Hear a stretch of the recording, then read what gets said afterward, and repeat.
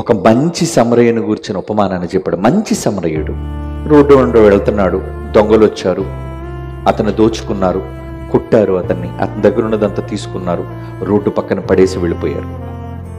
కొన ప్రాణంతో పాపం విడిచిపెట్టి వెళ్ళిపోయారు. అలాంటప్పుడు ఆ మార్గంలో మొదట ఒక యాజకుడు వచ్చాడు. వీడు అంటరానివాడు, వీడితో మనకు పని లేదు, పట్టించుకోకూడదని వెళ్ళిపోయాడు. రెండవసారి లేవీయుడు ఒకడు వచ్చాడు. వాడు కూడా చూశాడు, మనకెందుకులే అని విడిచిపెట్టి వెళ్ళిపోయాడు.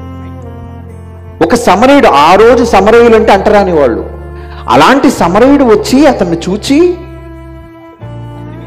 అతని మీద జాలిపడి దగ్గరకు పోయి నూనె ద్రాక్షారసాన్ని పోసి అతని గాయములను కట్టి తన వాహనం మీద ఎక్కించి ఒక పూట కూలివాని ఇంటికి తీసుకుని వెళ్ళి అతని పరామర్శించాడు.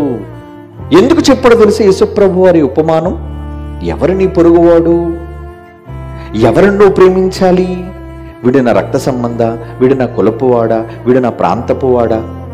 ఈరోజు చూడండి, మన దేశంలో ఇవన్నీ విపరీతంగా ఉన్నాయండి ప్రజల మధ్య, పక్షపాతం మనుషులకి. కానీ యేసుక్రీస్తు వారు తన బోధనలలో ఈ సమాజానికి నేర్పించారు. ఏమనో తెలుసా?